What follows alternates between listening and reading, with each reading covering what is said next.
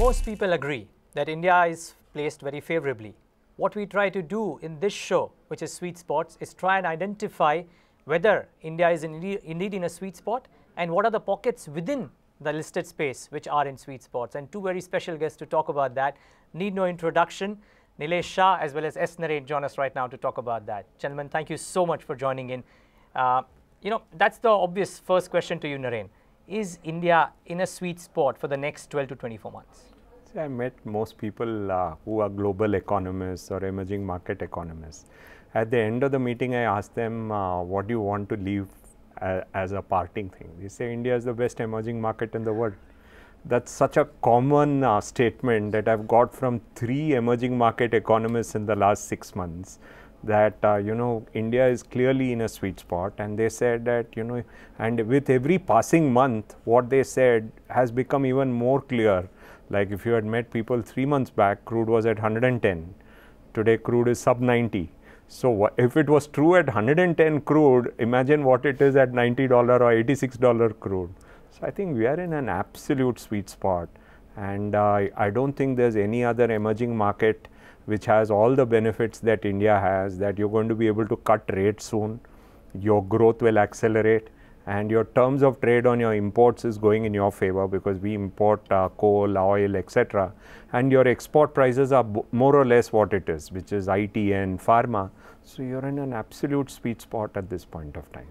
Nilesh, I want to get you into the discussion. One really sweet thing which has happened with us in the last few months has been the BJP victory, and an astounding one at that, with the state elections in tow. And there has been a lot of talk about what the government does and is going to do. We've seen that play out in just the last 1 week, and it's been a rapid action force, so to speak, be it the coal reforms or oil and gas. The market hasn't, though, reacted with all that gusto. Do you think the next 12 to 18 months, though, we are going to see a massive churn from the government when it comes to reforms, a further push, and will markets react with as much pace?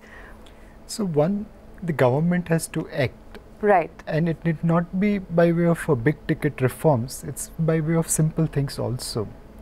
I mean, today, let's see in this sweet spot where we have limitation. I mean, one limitation is that our IIP numbers are not growing as fast as it should be. Sure. Clearly, the government is more focused towards employment generation, and where manufacturing sector will play a big role. And today our manufacturing sector is constrained by land acquisition, which is costly as well as time consuming, low labor productivity, which is related to skills of people, related to infrastructure, which is your normal power and transport and so on and so forth, higher interest rates. We pay higher interest rates than any other entrepreneurs in the world. And then on top of it, there is regulatory approvals. Now, clearly, regulatory approvals doesn't require any big ticket reforms. It can be just the day-to-day functioning of the government. True. Interest rates will be a function of the market environment, and hopefully will start softening soon. Land acquisition continues to remain an issue, and we need to put that in place clearly faster, because that's going to kickstart the investment cycle, and on that basis we'll have more growth, more jobs, more income, and sustenance of this growth cycle. So while we need big ticket reforms on land acquisition or on GST kind of things, or regulatory approvals on environment side, we also need day-to-day functioning of the government, which kind of eases the way of doing business. I think the primary thing which we need to focus on is that commerce is as important for this country as probably anything else. Yes, indeed. And there are a couple of things that are happening on that front too. But just before we talk about what kind of impact can reforms have, Naren, I just want to get you a quick word in on inflation. We speak about what a key trigger for markets could the interest rate cuts be. Is inflation headed lower? Do we have a natural tailwind, and does that place India in a sweet spot? Yeah, inflation is headed really lower. Right. I mean, I think if you study all the products in the year on year, you find only 3 C's having inflation: copra, coffee, and cocoa. If you see anything else, take iron ore, take oil, take coal, take global prices of rice, wheat, corn, they've all crashed. So you are in an absolute sweet spot on inflation for the next maybe 6 months to 1 year. And that is very rare that in India, I've been talking in recent investor events that possibly we are having deflation, because whatever you have in your godown, the price is going down now. It is not going up, it is Does going that augur down. well for the markets is the question though? It augurs very well for the fixed income markets. For the equity market, you can have a situation where you're sitting on some inventory, and that inventory loss can be given some earning negative, can give you a negative earning. That kind of situation can happen because very rarely you see a 25% fall in crude oil in a 3 to 4 month phase. And in that phase, automatically you're going to have inventory losses. Iron ore is crashed by 25%. So I think clearly earnings temporarily can have a negative impact due to inventory. But I think the medium term outlook is very positive. Nilesh, just want to, also highlight the global risk at this point in time, and we've been talking about this day in and day out. The US Fed as well as the Bank of England moving away from a 7-year zero interest rate hold. How big an impact could that be for our markets? So in a completely lighter vein, how many times we have heard the Japanese central bank will be raising interest rates in the past, and what impact it had on global markets? Right. So it's like that, as a child we used to hear the story of tiger coming, tiger coming.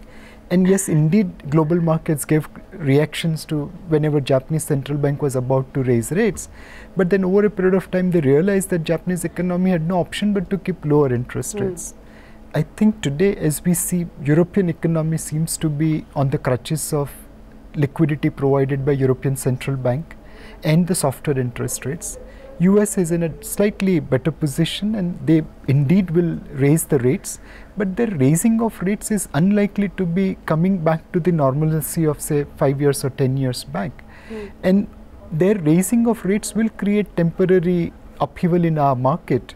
But if you remember withdrawal of QE when it began in terms of whispers, it created more volatility than actual QE withdrawal. True. We will see the similar thing happening on the US interest rate side or even any other global event. As long as our fundamentals, our technicals and our flows are in place, despite this volatility, we will continue to do well. Not that we are going to repeat what we did last year in terms of performance because the base has increased, but certainly equities will be on the stronger wicket. Within equities, there will be few sectors and few stocks which will be on the stronger wicket.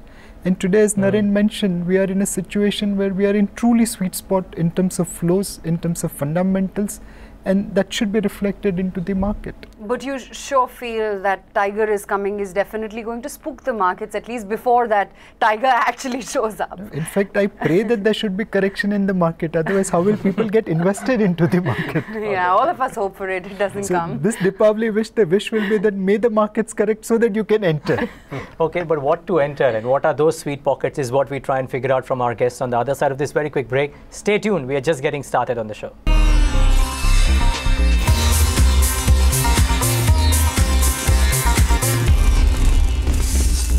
Well, still in conversation, analysing the sweet spots with our two very special guests, Nilesh Shah as well as Naren. And we've been chatting, hoping for some corrections in the markets. But the point is, when that correction happens, whenever it does, where do you put your money? Naren, what is the sense that you're getting? Because we've seen performance from PPCL, Bajaj Auto, couple of banking packs. But is it now selective? Is it going to be more stock-specific in approach? Because the market is going to face a lot of volatility in the next 1 year. Actually, there are no easy pockets where you can say that the market is very undervalued. undervalued. Why I say easy? Because from last May to now, it has been a fairly relatively easy ride. Yeah, but from here on, you see the situation where nothing is dirt cheap. I mean, as an investor, you want to buy something really cheap. What is cheap is very leveraged infrastructure plays, but the risks are very high. And other than that, if you look at it, some of the public sector banks are cheap. But other than these sectors, and each of these sectors have their own problems at this point of time. So there's no easy pocket of value at this point of time in equity market. On the other hand, in the fixed income market, you have a complete pocket of value because your interest rates haven't come down. Inflation is coming down each month. Your interest rates haven't come down. And you're not going to see a situation where this equity rally continues to go up without interest rates coming down sometime, maybe in the next 6 months, maybe in the next 1 year. So I think the sitter investment opportunity is in fixed income. In equity, the investment opportunity comes by investing for the long term and not for the next 6 months. Very interesting. I think his bony this time around advice would probably be fixed income, but we'll come to that. For the viewers who are right now watching for equities, let's try and dissect that. So let's identify pockets which could be beneficial even in a scenario which is volatile. Nilesh, firstly to you. I've read a couple of your interviews in the last 2-3 months. You seem to be liking IT, you seem to be liking financial services as well. Are these two pockets in a sweet spot? Completely different sectors, but can investors invest there? So my hypothesis is that today the mid cap and large cap valuation is virtually almost similar. In such a scenario, historical trends suggest that large cap continues to outperform mid cap. So next year we think large caps will outperform mid cap and small cap as a basket.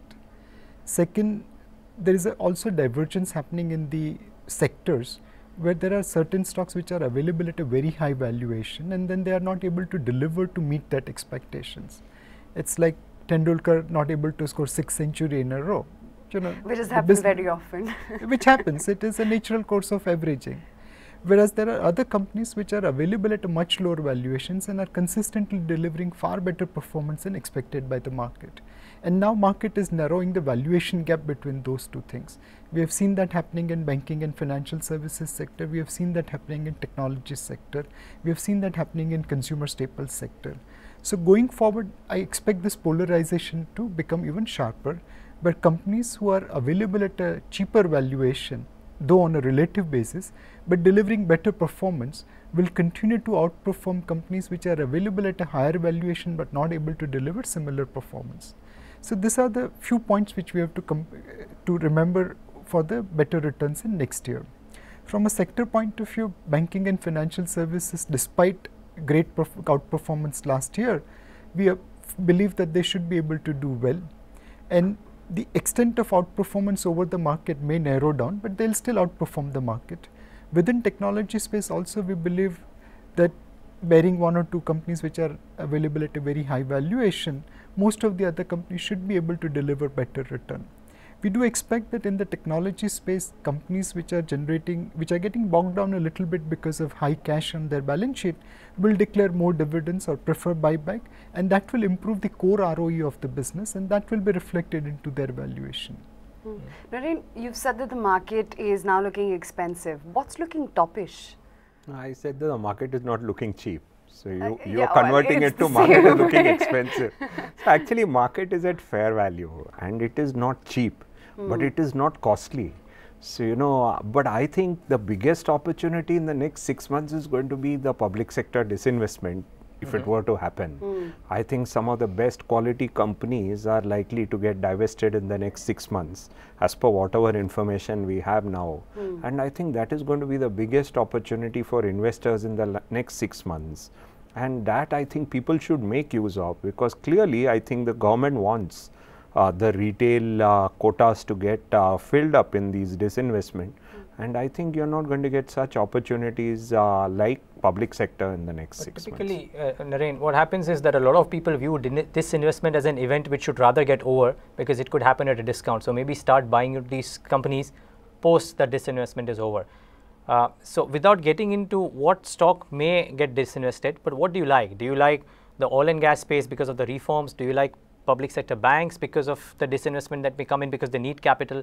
What should one invest into? Right now it is all the public sector monopolies which are all likely to get disinvested over the next 6 months. I agree with you that the best time to invest is in the disinvestment and the few months after the disinvestment. So that is very clear. That I would say is the most interesting space at this point of time. And I think many of those companies are cash rich, many of them have good valuations. And in my reading, this entire mining related problems, I think we are at a peak of those problems. My own personal view is, if I take a 2-year view, 2 years from now, I think all these problems will be forgotten. And therefore, the opportunities to invest into these problems which exist right now in the power and mining pack at this point of time, because I think in the next 6 months they will auction the mines and then slowly the coal production will increase, some of the railway lines will come up. So if I take a 2-year view, I think they will definitely improve. Take public sector oil PSUs. If you take the oil marketing companies, 1 year back people said they're all basket cases. See the situation today, people are very comfortable, those stocks have doubled. And I think what has happened to oil PSUs in the last 1 year, I think is likely to happen to the entire mining related sector over the next 2 years. Okay, couple of hidden gem ideas coming in from both our experts. On that note, we're going to take a very quick break. When we come back, still awaiting a Diwali gift idea from our experts present here. Come right back.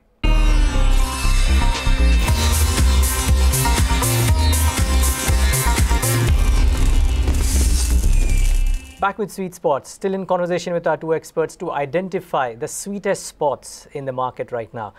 Now, we want to do an interesting thing with you. The idea actually came from Nilesh. He suggested that in Diwali, elders tend to give the youngsters a boni. And we'll actually try and get boni ideas from you as to what should people do in the Diwali period. But that's maybe just a bit later on the show. We're just still not done with what looks attractive, because I'm sure there's a lot of other things which are looking very, very good. Nilesh, you identified BFSI, you identified IT.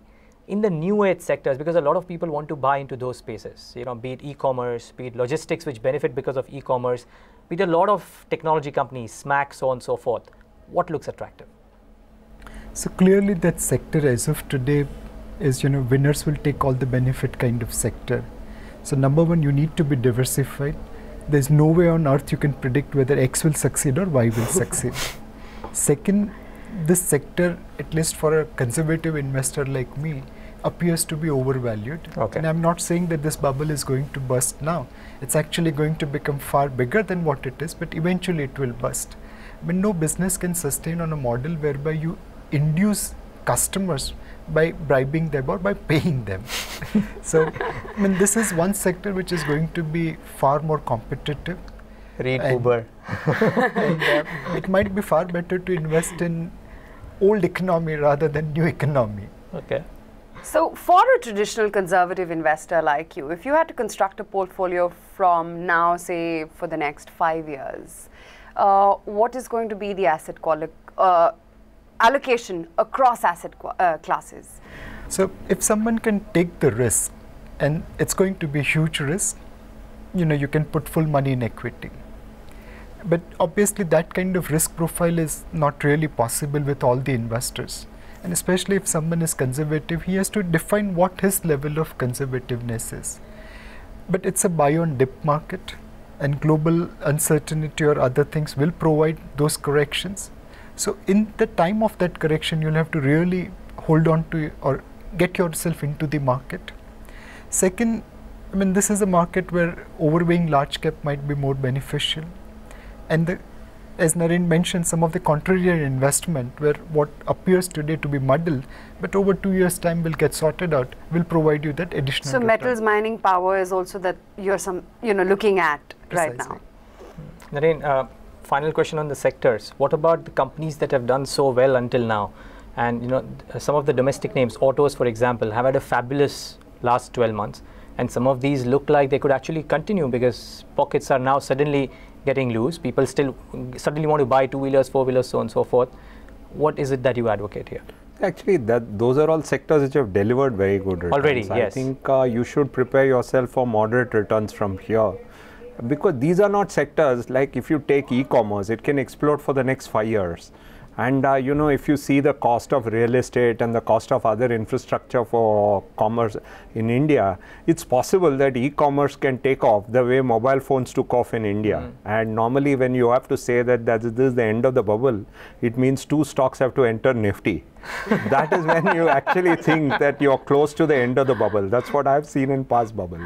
Okay. So whereas sectors like auto, there was pent-up demand, there was lack of confidence. So it's a price. If you see the cost of a two-wheeler or a car for the last 20-25 years, it hasn't gone up much, unlike real estate. So people have decided, let's first splurge in auto. That's what is happening at this point of time. But I think the real opportunities to invest is in areas where there are problems today, like the mining related areas. Wow. And the second clear area is going to be, if I take what you have to look at is public sector. And this is great coming from a conservative investor like Naren, look at some of the problem areas. But now we want to come to the crux of the show, and that is the Diwali boni gifts. idea. Yeah, Diwali gifts. So Naren, हमारे viewers को boni दिलवा दो. If somebody wants to buy something in Diwali, what should he or she do? See, in 2012, I actually told them to invest in our US fund. Okay. In 2013, I told them to invest in mid caps. So in 2014, actually, I would say invest in debt mutual funds, because it's an asset class which is still so cheap relative to its past that the potential is very large. The second, I'll say, any disinvestment which happens from the public sector pack, particularly the non-banking pack, I would say is something very attractive to invest for the next 1 year. So I would say if I had to choose two choices to invest for the next 1 year, it would be, one would be the public sector non-banking issues, and second would be debt mutual funds. These are the two areas I really am very positive on. Nilesh, since we are not going to let you go away without giving us a name, give us two stock ideas that you think could be good Diwali buys. I mean, I'll recommend this whole concept of Boni to be introduced in a manner where you actually open Demat account for all your relatives whom you want to give Boni, because that's the first starting point. And second, ask them to do SIP in either good quality mutual funds or blue chip stocks, which whatever you think is blue chip stocks. And the definition of that blue chip stock is that it should be in existence after 10 years and it should hopefully make more profit than what it is making today. Just two simple principles: Demat account opened, and SIP in this funds or stocks. And that's it. Help our relatives with those blue chip sectors. I mean, see, when you're investing in mutual funds, you don't have to worry about No, not SIPs. I'm talking about. When you're trying to do SIP, I mean, you know which are the quality companies. I mean, there are 30 or 40 companies which have delivered great return over last so many years. Just take that characteristics and pick it up. Regulatory, we can't prescribe those stocks, right. but you know that if you had done Boni in, say, theoretically the best tech company today, or a best bank today, or a best auto company today, I mean, your Diwali would have been far more colorful and brighter than what it is today. Right. Well, I guess that's what we wanted as well, so which is perfect. Great. So fixed income or distressed assets, quality companies for an SIP, I think that just serves the purpose. As Naren, Nilesh, Shah, thank you so much, gentlemen, for joining in on this leg of Sweet Spots and giving us your views and giving us. Wish you a very, very happy Diwali from all of us here. Yes. All right, that's it on this leg of Sweet Spots. Hope you found from our conversation those 2 or 3 sweet pockets that you can make an investment in. Thanks so much for watching.